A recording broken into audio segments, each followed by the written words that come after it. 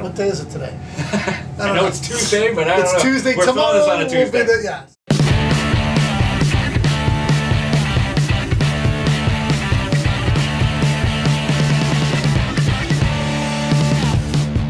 All right. Well, we usually do the obligatory clap. So, yeah. So here's the clap. Hey, welcome back to No Comics for Old Men. Is that right? Did I get it right this time? It's been a while, so I almost forgot what it was called. We have been on hiatus. A couple of things happened, but we're back. We're back with independent comics, telling you what we like and what we don't like. Sadly, a lot of don't likes. It'll be something different. Something different because we have liked a lot of stuff recently. Most of the stuff, and you know, like if someone's trying to do something original or different, I don't necessarily like it. At least like we can applaud you for doing something. But in this case, not so much. But we'll get to that. We'll start out with one we do like. Yeah, Little Bird. Yeah, very cool. Little Bird, cool book, cool art. It's different. It's not art for everybody. But what I can say is, you know, I always say this. I talk about this all the time. If you have weird art, be consistent, right? Like the size, the proportions, and all that is consistent throughout the book. Yeah, definitely. It reminds me a lot of Frank Quitely's work. He did All-Star Superman, did that X-Men run with Grant Morrison many years ago. Very similar style, but definitely an unorthodox style. But a very cool story. Another, you know, you've got another post-apocalyptic setting, but this is set in like Canada. There's a lot of Native American mythology. I feel like they're going to really delve into. Or in Canada, they call them the First Nation, First People. That's it. Something like that. I don't want to say Indians because then you know I think I'm talking about a baseball team or something. But yeah, I mean, a very interesting first issue. I would say you know it's definitely worth checking out. I mean, they kill two of the characters that you think are going to be main characters, like boom. Like that. Yeah. By the end of the book, both the mother and the daughter that are the main characters in the book in the beginning are dead. And we get the Axeman. Yeah, which is basically a big giant dude with an axe. Yeah. And a lot of scar tissue. Yeah. But a lot of good action, decent backstory that they're trying to set up. They don't flood you with too much information. They definitely keep the story flowing. And I would, as a number one, I think they did every job that a number one's supposed to do. You want to read the second issue? Yeah, it definitely kept you interested. Kept me interested anyway. Yeah. So that's a good thing. That's out on Image. Yep. Yeah. First one was this past week. New week comes out tomorrow, which will be, what is it, the 23rd? No. Don't ask me. I don't. What day is it today? I know it's Tuesday, but I don't know. It's Tuesday. We're Tomorrow filming this on a Tuesday. yeah. So Little Bird was out last week. So we don't mind spoiling it because you should have bought it when you were out there. I read Goon, or most of it. No, I can't say some of it. I forced Ken to read as much as he could. I love your art, man. Yeah, your art's great. Eric Powell. I mean, he's the Goons art.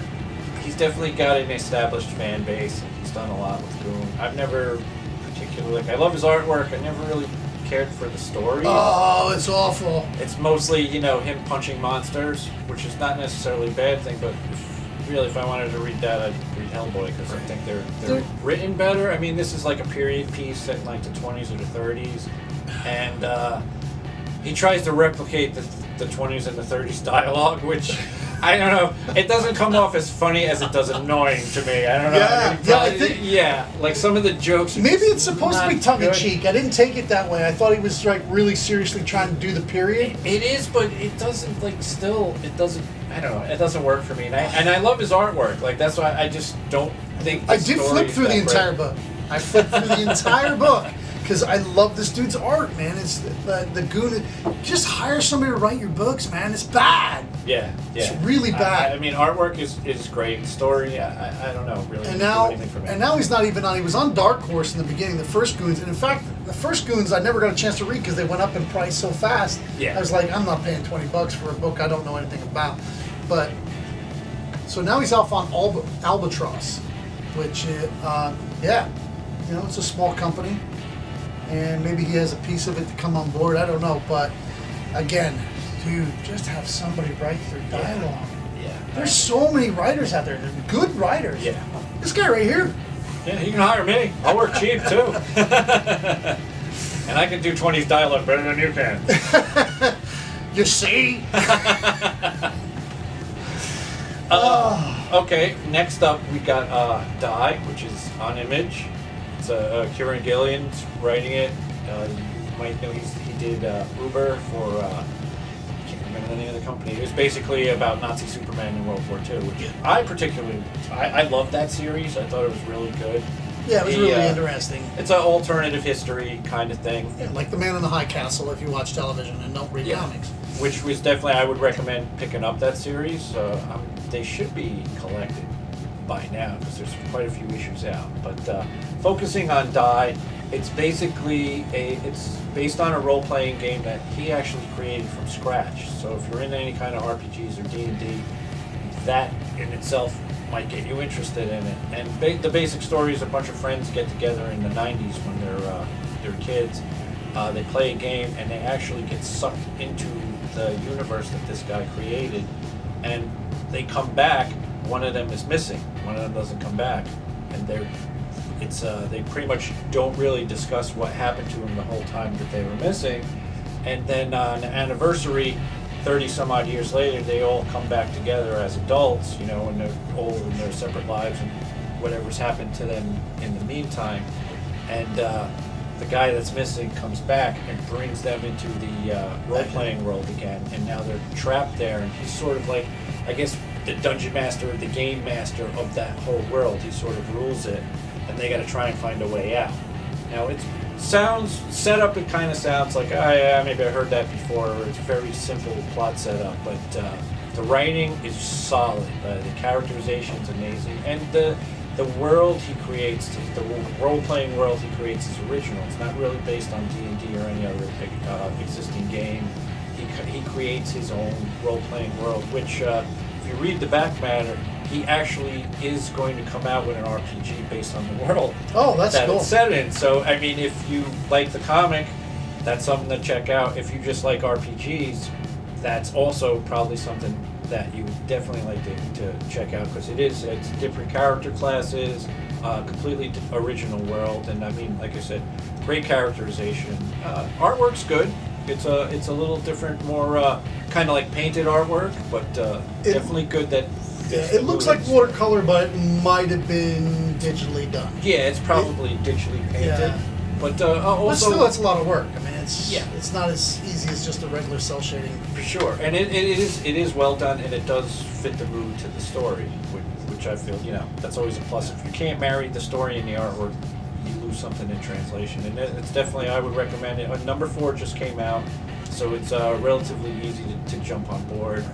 They've been reprinting the original issues 1 and 2 because it's actually become a pretty popular book. So yeah, number 1. The number 1 has actually gone up in price already. It's only 4 months old, and number 1's already. If you've got the virgin cover of number 1, it's got a lot of value now. I think it's up to somewhere in the $40 to $50 range for the virgin cover. Now, I sold out of all my copies, and I did have somebody was lucky enough to buy the variant, for the $3.99 cover price. I sell that. That's how we sell it to our. That's how we sell it to our subscribers. Subscribers have a chance to buy all the variants when they first come in at cover price. It's one of the benefits that we had tried to give to them. So I never even got a chance to read number 1. I tried to read number 4. You do have to. This is one of those ones you do have to have read. Yeah, there's no jumping on point. It's a continuing story, right? And that's why they're reprinting 2 and 1 and 2 and 3. You're going to probably all see reprints because people want to read the whole story now. They're excited about it, and you really need to read all of it. You can't. And you don't want to be running around trying to find 1, 2, and 3. It's like I'm completely sold out. They're in multiple printings now already. I think 1 and 2 are like on second or third printing. I think number 1's on third printing. So they're definitely, you can pick it up, and I would recommend picking it up whether you're a fan of RPGs or just a well-written comics. It's good in both cases. Next up, we got Lucifer. It's the new part of the Sandman universe that DC relaunched recently. with basically a bunch of stuff that are offshoots of Neil Gaiman's original Sandman. This is actually the only one I've read. They have Books of Magic, I think House of Mystery.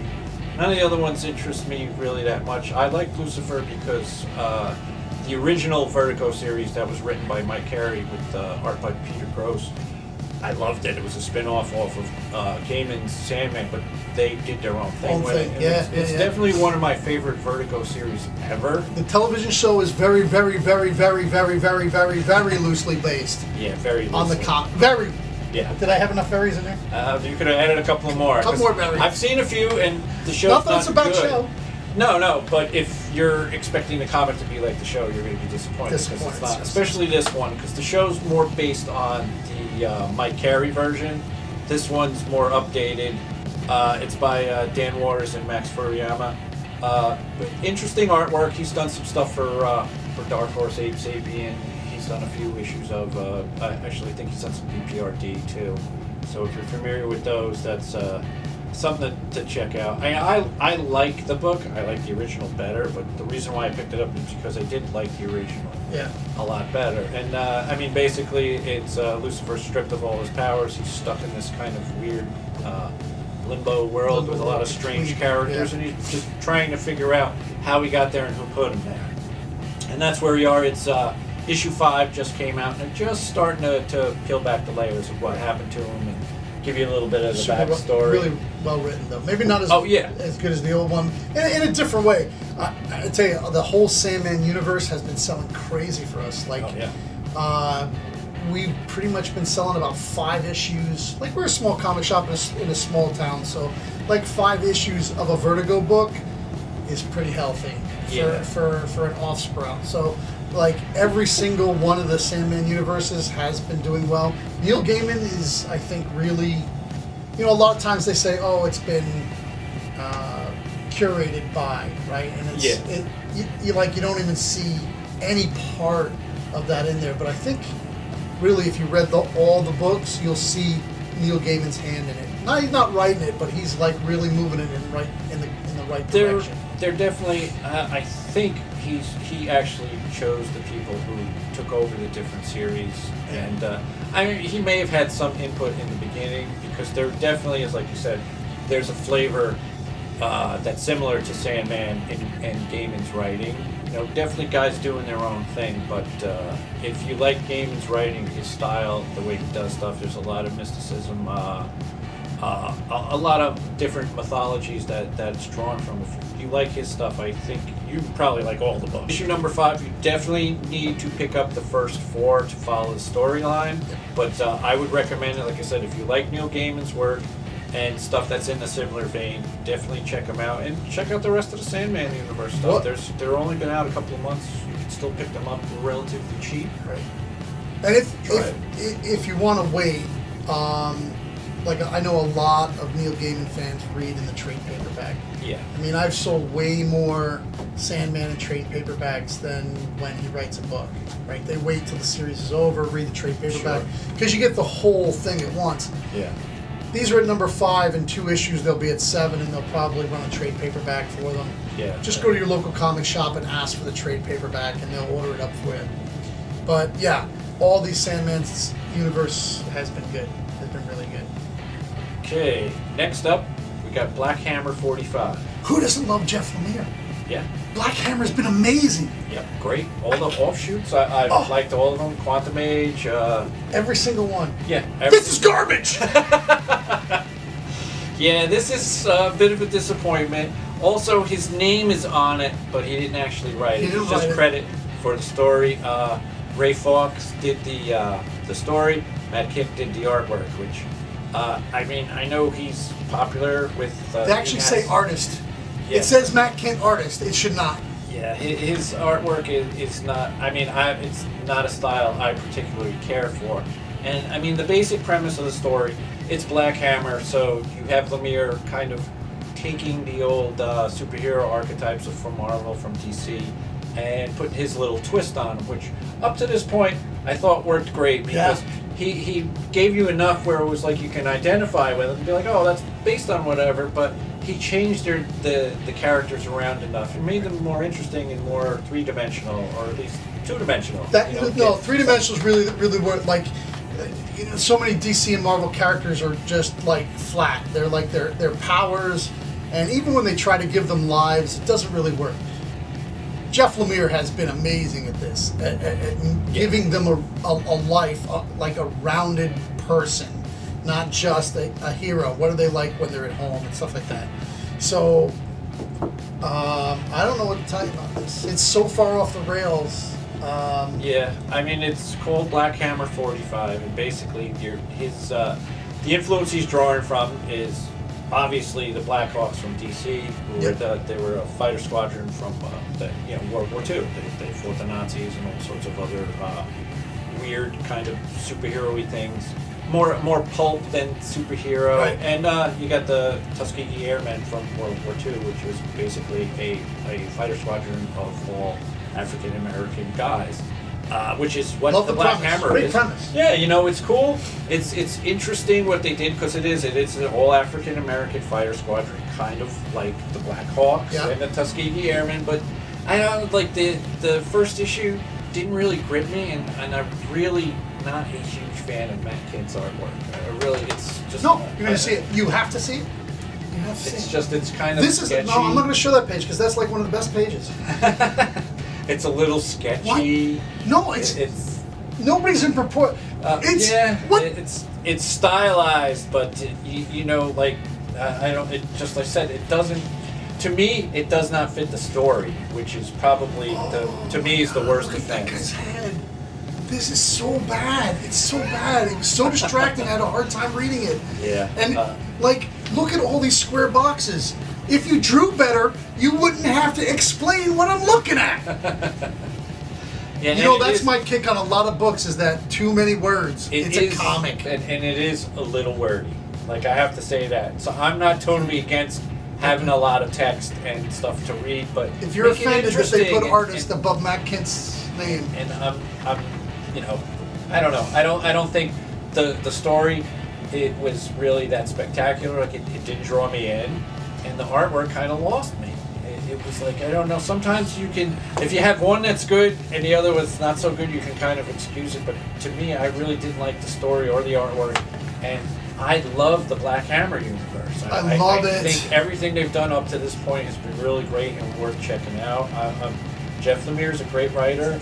If you want to check something out besides Black Hammer that he's doing, the Blood South Salvation series. Gideon Falls. Oh my God. It's like Twin Peaks, which we should probably review the next one. We did it in a previous episode, one of the earlier issues, but it's I think it's up to 10 or 12 now, and it's really an amazing story, spooky. And Lemire writes it. It's just not his name on it. It's actually him doing the writing, and you can tell. I mean, he's a great character writer, and he writes really good stories where you care about the characters, especially if it's a horror themed book. So you should care about the characters if they're, maybe they're gonna die. But as far as this, I wouldn't recommend it. I mean, if you're a completist and you've read all the other Black Hammer stuff, maybe you want it. Maybe we're wrong. Maybe it'll appeal to you. It's only $4. You can give it a try, but if it appeals to you, stop reading comics. Yeah. Okay.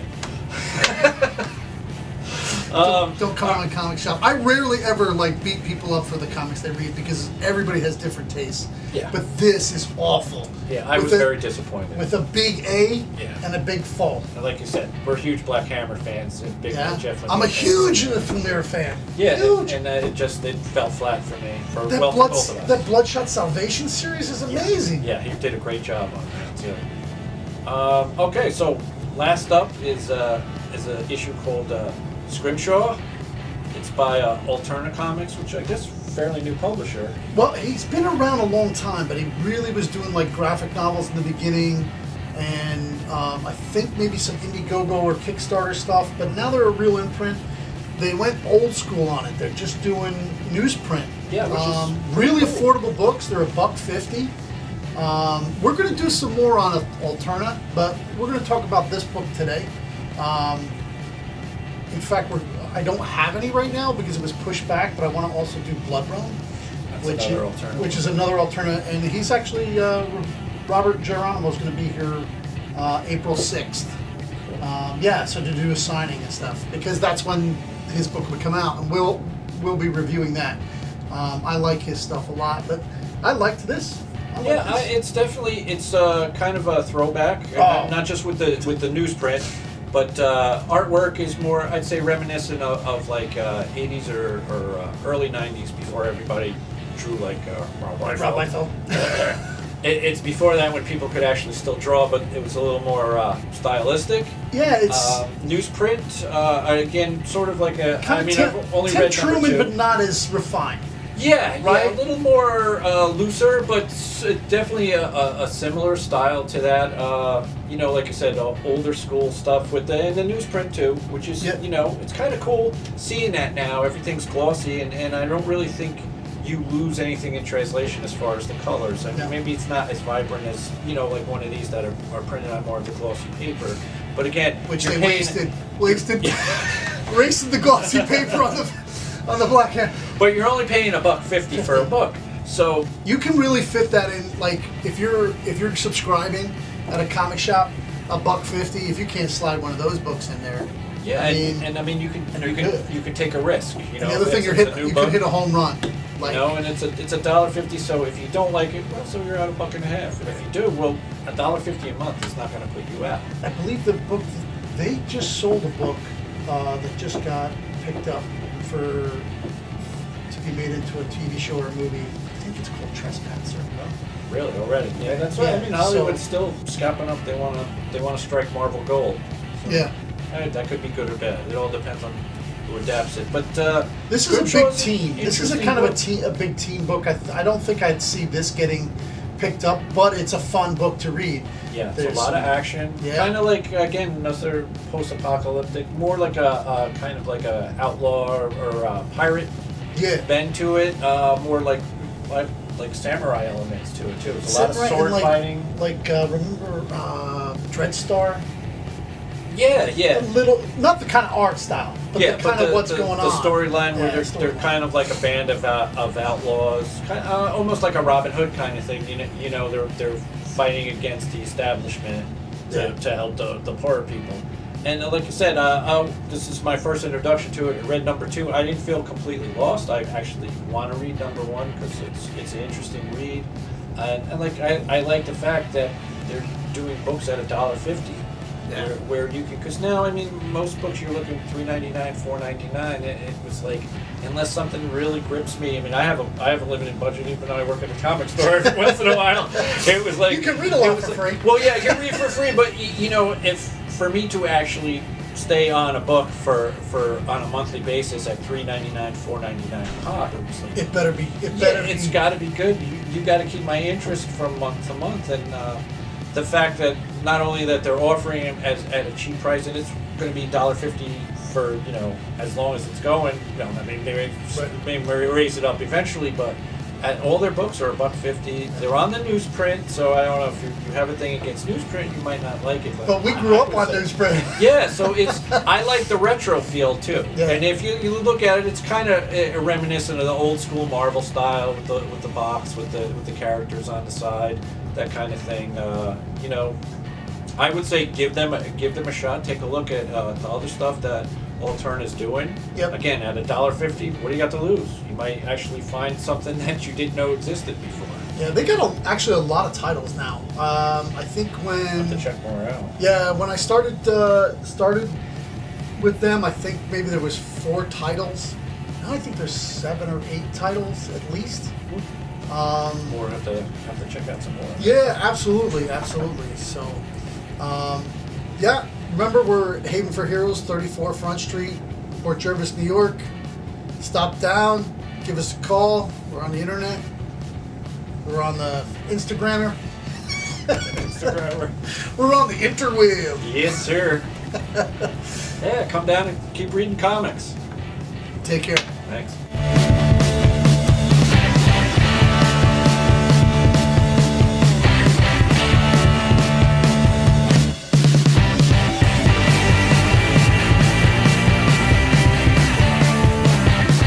weeping the shit out of Black Hammer. I'm sorry.